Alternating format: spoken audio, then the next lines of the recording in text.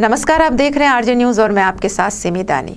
कांग्रेस ने 17 दिसंबर यानी आज अपने 4 साल पूरे होने पर उपलब्धियों को गिनाते हुए उसे गौरव दिवस मनाने का ऐलान क्या कर दिया। बीजेपी खेमे में तो हड़कंप मच गई। बीजेपी ने फौरन प्रेस कॉन्फ्रेंस बुलाई और कांग्रेस के अधूरे वादों की लंबी लिस्ट लेकर पूर्व मुख्यमंत्री डॉक्टर रमन सिंह रायपुर के भारतीय जनता पार्टी के कार्यालय पहुंचे और एक के बाद एक कांग्रेस की नाकामियों को गिनाया। सबसे पहले नाकामी जो कांग्रेस की उन्होंने गिनाई वो है प्रदेश में आपराधिक घटनाओं का बढ़ना। गौरतलब है कि उनका निशाना बिलासपुर में पूर्व कांग्रेसी नेता की हत्या, रायपुर में हाल ही में सड्डू में एक मासूम बच्ची का रेप और उसके बाद उसका मर्डर आदि दिल को झकझोर देने वाली जो घटनाएं थी उनकी ओर था। शांति के साथ छत्तीसगढ़ के लोग उस उत्सव को मनाते रहे, गौरव के साथ मनाते रहे और आज स्थिति में 4 साल में परिवर्तन हुआ है। लोग ठगा सा महसूस कर रहे हैं, लोग दुखी महसूस कर रहे हैं। आज छत्तीसगढ़ की स्थिति 2003 की स्थिति आ गई है।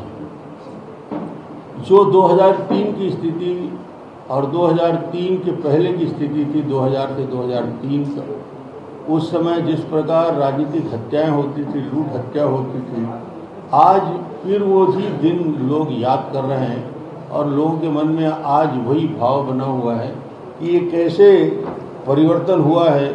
आम आदमी किस प्रकार भयभीत महसूस कर रहा है। अधिकारी, कर्मचारी से लेकर समाज के सभी वर्ग जिनसे जो वादा किया था वो वादे के अनुरूप काम नहीं हो पा रहा है।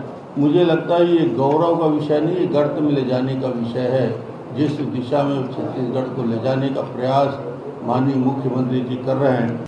दूसरा नाकामियां उन्होंने जो कांग्रेस सरकार की गिनाई, उसमें उन्होंने यह बताया कि कांग्रेस ने प्रदेश की आर्थिक स्थिति को चौपट कर दिया, खराब कर दिया। जहां बीजेपी ने 1 रुपये किलो चावल की योजना बनाई, 0% ब्याज में किसानों को कर्ज दिया, वहीं कांग्रेस सरकार ने 4 साल में 55,000 करोड़ रुपए कर्ज लिया, जितना भारतीय जनता पार्टी ने 15 साल में भी नहीं लिया था। बकाया बोनस जो भारतीय जनता पार्टी ने नहीं दिया था, उन्होंने जन घोषणा पत्र में टीएस सिंहदेव जी ने अपने घोषणा पत्र में जारी किया था कि जो 2 साल का बोनस हमने नहीं दिया था, वो 2 साल का बोनस जन घोषणा पत्र में डालकर कि हम 3,716 करोड़ रुपया देंगे। आज 4 साल हो गए। 4 साल होने के बाद भी इनको ख्याल नहीं है कि 2 साल का बोनस किसान उसकी मांग कर रहा है। इन्होंने कहा था कि सहकारी बैंक के सारे कर्जे, सरकारी किसानों के सारे कर्जे माफ़ कर दिए जाएंगे। कर्ज 3 प्रकार का होता है, अल्पकालीन होता है, मध्यमकालीन और दीर्घकालीन होता है। ये 3 प्रकार के कर्जा होते हैं। सरकार, किसान, छोटे बड़े किसान इसमें कर्जा लेते हैं। कोई दीर्घकालीन लेता है, कोई मध्यमकालीन लेता है, कोई अल्पकालीन लेता है।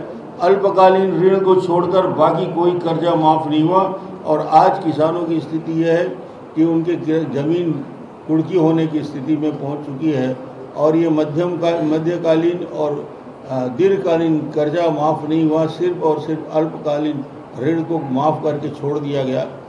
ये स्थिति आज छत्तीसगढ़ में है। बिजली चारों तरफ अंधेरा है। तीसरी नाकामी रही प्रदेश में भ्रष्टाचार को रोकने में असफलता।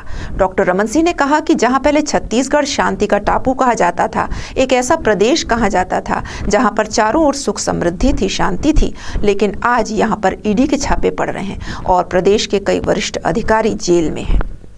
डॉक्टर रमन सिंह के अनुसार बघेल सरकार की चौथी नाकामी सरकार की विकास और सुधार के क्षेत्र में रही। बीजेपी के शासनकाल में जहां 22,000 किलोमीटर लंबी सड़कों का जाल बिछा, 29,000 नए स्कूल बने, वहीं कांग्रेस के शासनकाल में सड़कों की जगह गड्ढों ने ले ली। यानी सरकार जनता की मूलभूत आवश्यकताओं को भी पूरा नहीं कर पा रही है। 5वीं नाकामी अनियमित संविदा कर्मचारियों के संबंध में रही, जिन्हें अभी तक सरकार नियमित नहीं कर पाई है, जबकि सरकार का यह दावा था कि सत्ता में आते ही अनियमित संविदा कर्मचारियों को नियमितीकरण दिया जाएगा। कांग्रेस जहां 17 दिसंबर यानी आज गौरव दिवस मनाने की पूरी तैयारी में है, वहीं बीजेपी की यह लिस्ट सरकार के जश्न में खलल डालने का काम जरूर करेगी। अभी तक के लिए बस इतना ही। आगे की ताज़ा तरीन खबरों के लिए आप जुड़े रहिए आरजे न्यूज़ के साथ। नमस्कार।